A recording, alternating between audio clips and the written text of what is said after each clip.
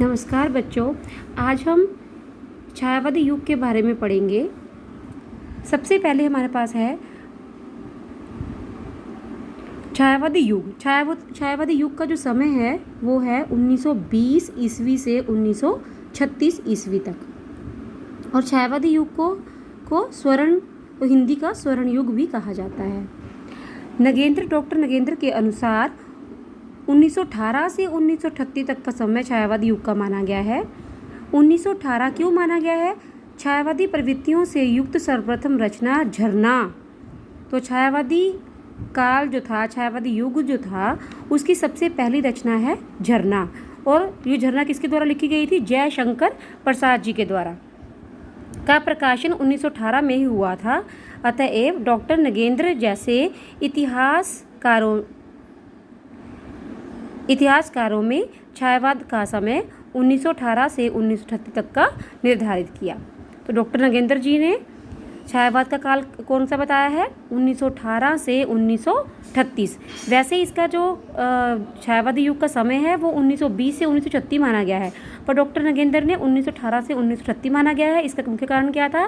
क्योंकि इस युग में छायावाद युग की पहली कविता झरना, जो कि जयशंकर प्रसाद जी के द्वारा लिखी गई थी, का उत्पादन हुआ था, का प्रकाशन हुआ था। उसके बाद हमारा आ गया 1920 क्यों माना जाता है? इस युग का नामकरण श्री मुकुटधर पांडे द्वारा रचित निबंध हिंदी छायावाद के आधार पर रखा गया। डॉक्टर मुकुटधर पांडे जी द्वारा रचित निबंध, उन्होंने एक निबंध लिखा था जिसका नाम था हिंदी छायावाद, जो कि 1920 में प्रकाशित हुआ था। उसके आधार पर इसका युग का जो आरंभ होने का समय जो है वो 1920 माना गया है, क्योंकि मुकुटधर पांडे जी ने हिंदी छायावाद नामक एक निबंध जो था वो 1920 में प्रकाशित किया था। उसके बाद आपका आ गया, यह निबंध सर्वप्रथम जबलपुर से प्रकाशित होने वाली श्री शारदा पत्रिका में 1920 में प्रकाशित हुआ। कौन सा पत्र? यह निबंध, कौन सा निबंध? जो हमने हिंदी छायावाद, जो डॉक्टर मुकुटधर पांडे द्वारा लिखा गया था हिंदी छायावाद, वो जबलपुर से प्रकाशित हुआ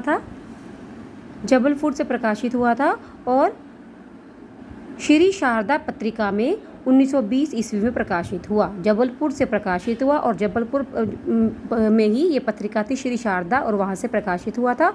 और कौन सा निबंध था? हिंदी छायावाद। अतः हिंदी छायावाद का आरंभ 1920 से माना गया। तो 1918 में क्यों माना गया था? क्योंकि पहली झरना जो कविता थी, हिंदी का पहली रचना, छायावादी रचना थी, जो कि जयशंकर प्रसाद जी द्वारा लिखी गई थी, प्रकाशित हुई थी। और 1920 क्यों माना गया था? क्योंकि मुकुटधर पांडे द्वारा रचित जो निबंध था हिंदी छायावाद, जो कि कौन सी पत्रिका में? श्री शारदा पत्रिका से प्रकाशित हुआ था, और जो पत्रिका जबलपुर से प्रकाशित होती थी। श्री महावीर प्रसाद द्विवेदी सरस्वती पत्रिका के संपादक 1903 ईस्वी से 1920 ईस्वी तक रहे। जो पत्रिका थी सरस्वती पत्रिका, उसका जो संपादन था, जो उसका स्टार्टिंग था, जो उसका आरंभिक काल था, वो 1900 से स्टार्ट हुआ था। पर उनकी जो कार्यभार था, कार्यभार 1903 में किसने संभाला था? महावीर प्रसाद द्विवेदी जी ने 1903 में संभाला था, जिसके आधार पर इस युग का समय 1920 तक निर्धारित करके छायावाद का समय 1920 से आरंभ माना गया है। इस युग का समय 1920 तक निर्धारित करके छायावाद का समय 1920 से 1936 माना जाता है, क्योंकि उन्होंने कार्यभार 1920 तक संभाला था।